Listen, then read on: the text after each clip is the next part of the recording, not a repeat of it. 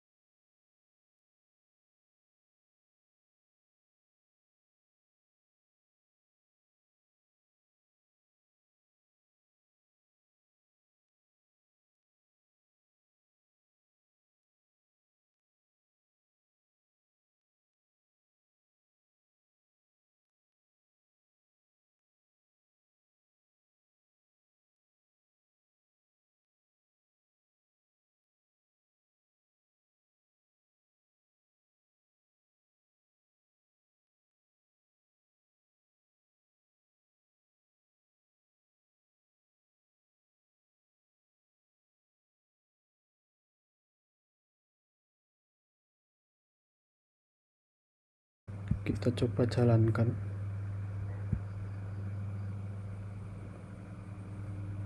Oke. Dari program ini kita bisa berhasil menjalankan ya, dari array yang diberikan kita mendapat keluaran berupa array yang sudah diurutkan. Kita coba, ini arraynya terlihat sedikit terlalu rapi. Bagaimana kalau kita ubah urutannya?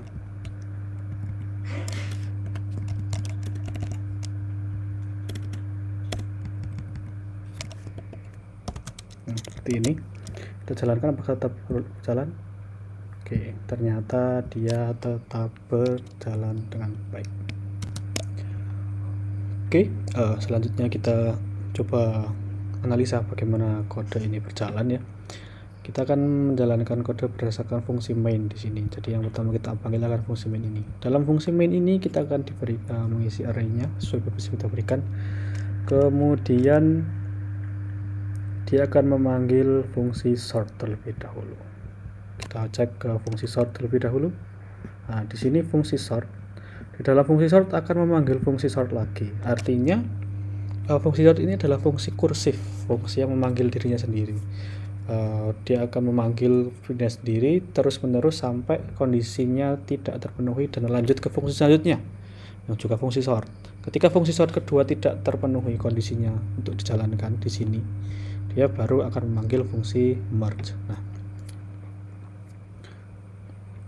fungsi sort di sini kita bisa lihat bahwa sort pertama dia akan mengirimkan indeks ke 0 dari indeks awal dari sebuah array, yaitu indeks 0, dan indeks terakhir dari sebuah array, yaitu array length 1. Kemudian ketika kondisi yang terpenuhi, fungsi rekursif. Oke. Ketika kondisinya terpenuhi, dia akan menentukan sebuah nilai tengah atau nilai median yang berasal dari nilai indeks awal dan indeks akhir dalam sebuah array dibagi 2. Kemudian itu akan memasukkan lagi ke fungsi sort, di mana yang menjadi indeks awal itu tetap indeks awal berupa 0, namun indeks kedua adalah nilai tengah tadi yang kita panggil. Ketika dia masuk ke sort lagi, maka nilai tengah yang tadi yang menjadi indeks akhir akan semakin kecil karena nilai indeks awal dan nilai akhir semakin kecil. Nah, ketika nilai indeks awal dan indeks akhir sama, atau indeks awal tidak lebih kecil dari indeks akhir, maka dia akan berlanjut ke fungsi selanjutnya. Dan ketika fungsi selanjutnya juga memenuhi, maka dia baru masuk ke fungsi merge. Jadi bisa dibilang fungsi sort ini akan membagi array utama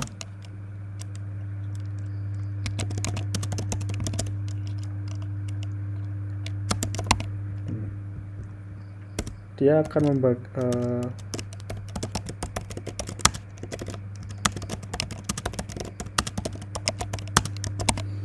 dari nilai titik tengah yang didapat ini, dia akan membagi array menjadi sebuah array yang lebih kecil lagi.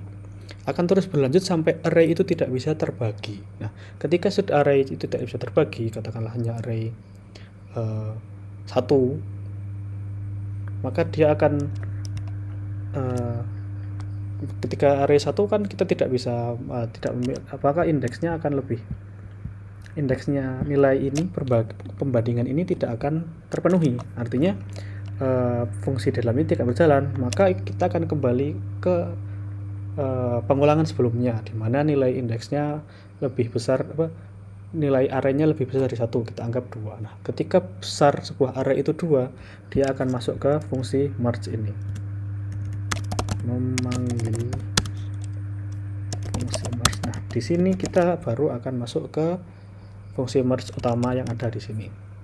Jadi fungsi merge yang ada di sini kita bisa lihat bahwa Anda anggaplah berarti ketika dia sebuah array memiliki besar 2, terdapat 2 komponen, 2 elemen dari sebuah array, maka indeks awalnya adalah 0 dan indeks akhirnya adalah 1. Kita anggap seperti itu.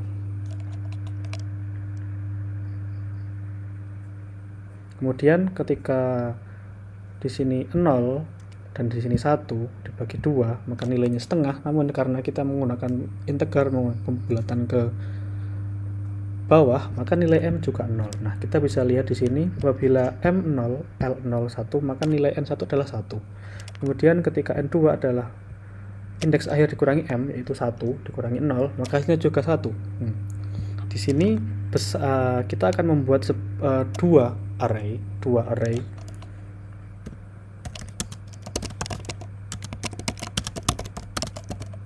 yang nilainya ada seperti tidak disebutkan tadi, dan nilainya besarnya adalah 1 dan 1.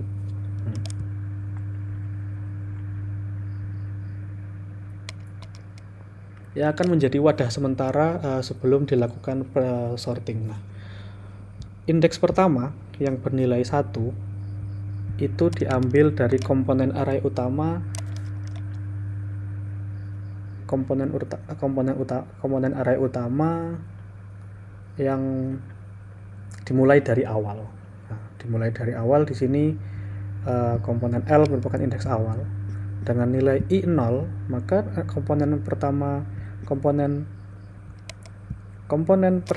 elemen pertama dari array kiri atau array pertama itu merupakan komponen pertama juga dari array utama.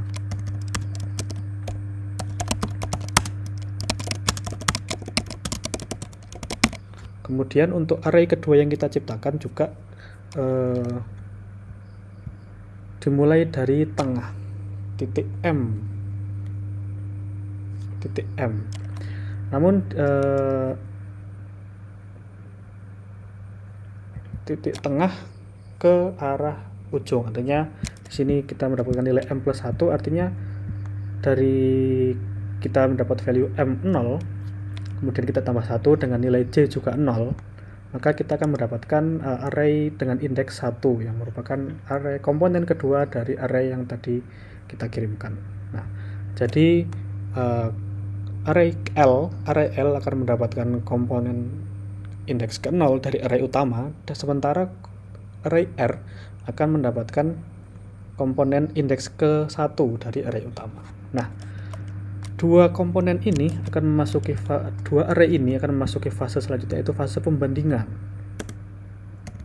Di sini, di bagian ini, ketika kondisinya terpenuhi, yaitu nilai I lebih kecil daripada besar array pertama, dan nilai J lebih kecil juga dari besar array kedua, dan komponen array L pertama lebih kecil atau sama dengan dari komponen R pertama, kita akan mengembalikan ke array utama berupa komponen L pertama. Namun apabila tidak sebaliknya, maka yang akan dimasukkan ke array utama pertama adalah komponen dari array R. Nah, di sini terjadi kita tadi memiliki gambaran bahwa komponen array L cuma 1, komponen array R cuma 1, kita bandingkan. Oh, ternyata komponen L lebih kecil, katakanlah. Maka yang dimasukkan ke array pertama adalah L dulu, baru komponen R. Nah, di sini kita mengurutkan dan menggabungkan array kecil.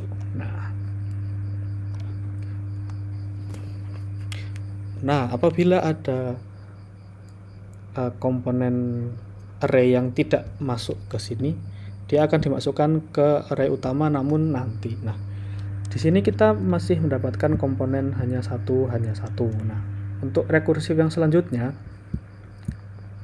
kita bisa membayangkan seperti ini. Jadi katakanlah di sini kita memasukkan array berupa ada sebesar 6.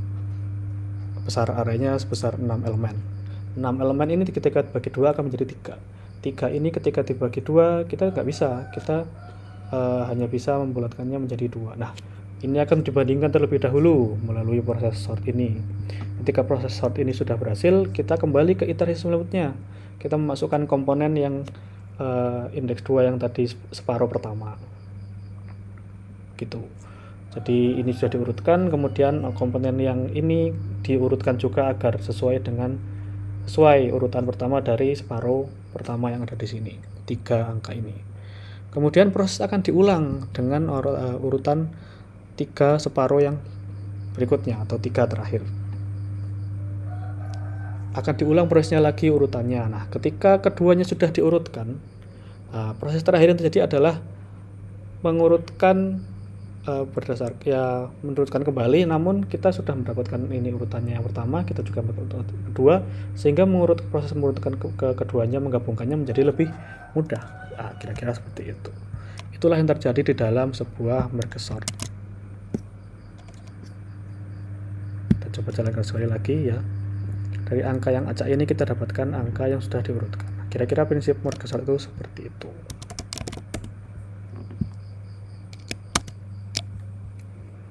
Oke, kita sudah menjelaskan sedikit mengenai merge sort. Selanjutnya kita akan pindah ke counting sort. Oke, kita lihat panduannya tadi, kita juga sudah diberikan panduan kodenya. Kita salin terlebih dahulu.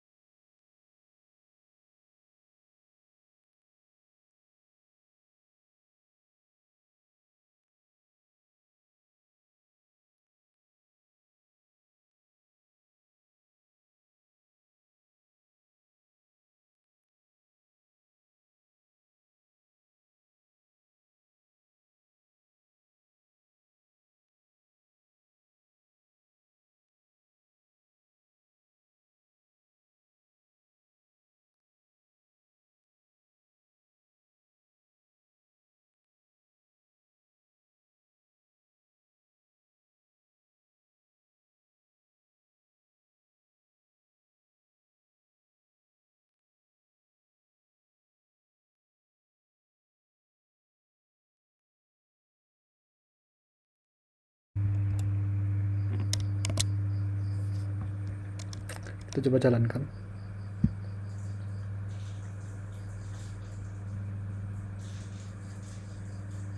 Di sini kita bisa bandingkan bahwa array ini sudah diurutkan. Coba kita bikin sedikit lebih acak karena ini masih terlalu urut.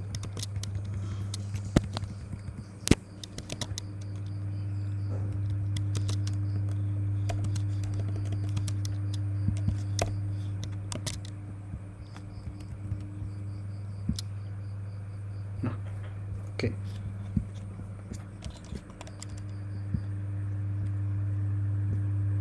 Nah,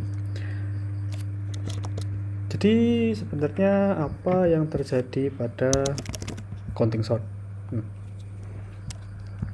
Ketika kita menjalankan fungsi ini, kita akan mendapat perintah pertama adalah sort, karena kita memang hanya punya fungsi sort sebelah sini. Nah, kita lihat dari kode yang paling awal. Di sini kita membuat sebuah array bernama count sepanjang 256 elemen. Cukup panjang. Nah, di sini array count akan berisi angka 0 seutuhnya sepanjang 256 elemen. Nah, kenapa seperti itu? Nah, ini array count ini akan menjadi basis penghitungan sorting untuk counting sort array sepanjang 256 elemen. Oke. Jadi apa sih yang sebenarnya terjadi pada algoritma counting sort? Di sini tadi sudah dijelaskan, sekali lagi jelaskan bahwa dia akan membuat array sepanjang 256 elemen berisi angka 0. Di pengulangan selanjutnya kita akan mengulang sebanyak panjang array yang dikirimkan. Nah, di sini kita melihat bahwa dia akan membaca pada array count index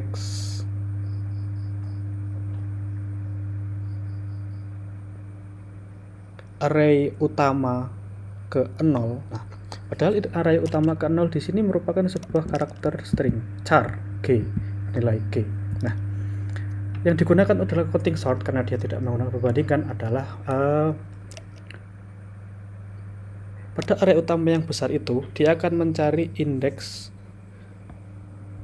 di mana karakter itu berada, kemudian dia akan mengubah angkanya menjadi 1, dari 0 menjadi 1. Artinya ada perubahan pada indeks tersebut, pada indeks count 0 tersebut ada perubahan lah. Yang terjadi adalah Java akan mengubah karakter string char tadi menjadi kode Unicode, standar Unicode. Tadi seperti kita lihat,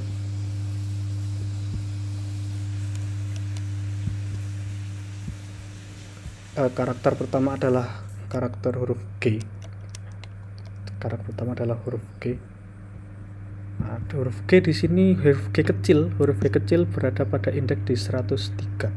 Artinya pada array count 0 besar tadi, angka 0 ke 103 akan berubah menjadi 1.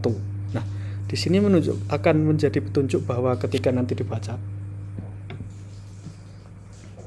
oh ternyata indeks 103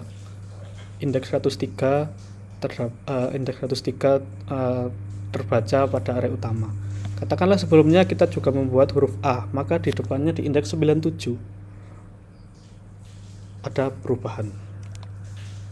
Coba kita buktikan saja kira-kira seperti apa. Kita cetak array-nya.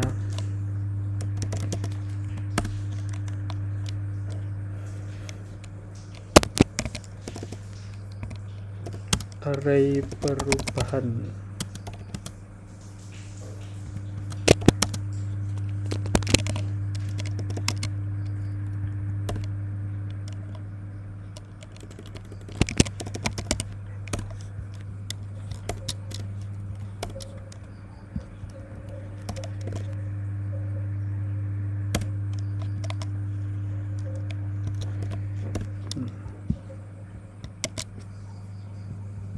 Kita jalankan.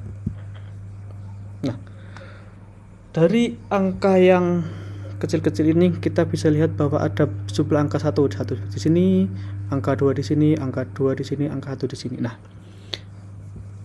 angka ini merefleksikan karakter char yang sudah diubah menjadi angka Unicode oleh Java di fase ini.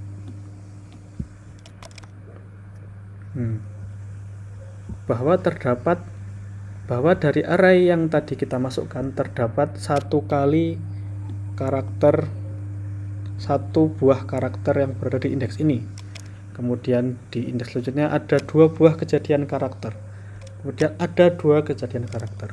Dan terakhir ada 1 karakter. Nah, karakter-karakter ini mewakili indeks Unicode dari karakter utama. Nah, kemudian selanjutnya pengulangan selanjutnya adalah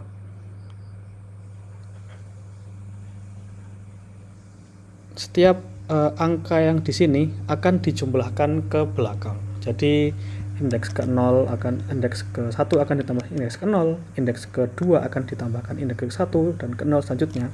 Nah,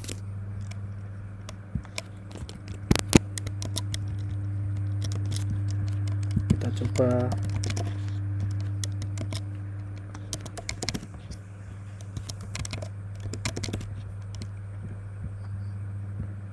Nah, artinya seperti ini. Basis ini akan menjadi array yang sudah berubah ini akan menjadi basis selanjutnya. Bagaimana array sorting akan membaca. Nah, di sini ketika terjadi 0, anggaplah pengulangan slide over selanjutnya ini akan bekerja kira-kira seperti ini. Angka 0 tidak akan dianggap tidak ada karakter apapun yang perlu disebutkan. Nah, 0 ketika bertemu pada 0 yang bukan pertama. Nah, di sini program sort atau Java akan membaca, oh ada sebuah karakter yang menjadi ada sebuah karakter yang seharusnya menjadi komponen pertama array yang sudah diurutkan. Di sini di indeks ini Java akan membalikkan lagi dari yang tadi indeks Unicode dikembalikan lagi ke karakter yang sebenarnya melalui melalui baris pernyataan ini. Pernyataan ini bisa dibaca sebagai pada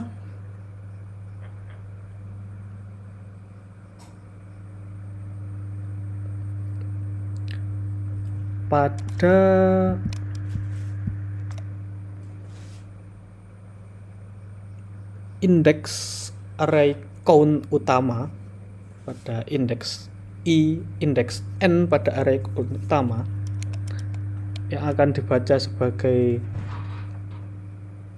indeks output sama dengan array utama indeks ke 0. Kira-kira maksudnya seperti itu. Jadi indeks array utama indeks ke 0 akan ditaruh di array output indeks kesekian yang merupakan konversi dari indeks count. Kira-kira seperti itu. Memang agak sulit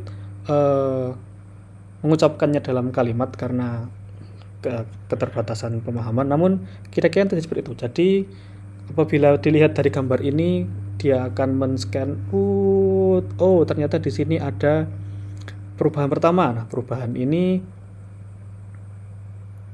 akan dibaca sebagai karakter tertentu yang dikembalikan dari tadi Unicode, dikembalikan ke karakter utama, kemudian tidak ada perubahan. Perubahan selanjutnya, karakter selanjutnya yang merupakan penemuan selanjutnya dimasukkan ke array sort, sehingga mendapatkan sort yang terakhir seperti ini. Kira-kira seperti itu penjelasan dari saya. Kita sudah melingkupi, mengcover dari merge sort dan counting sort. Sekian, terima kasih sudah menonton.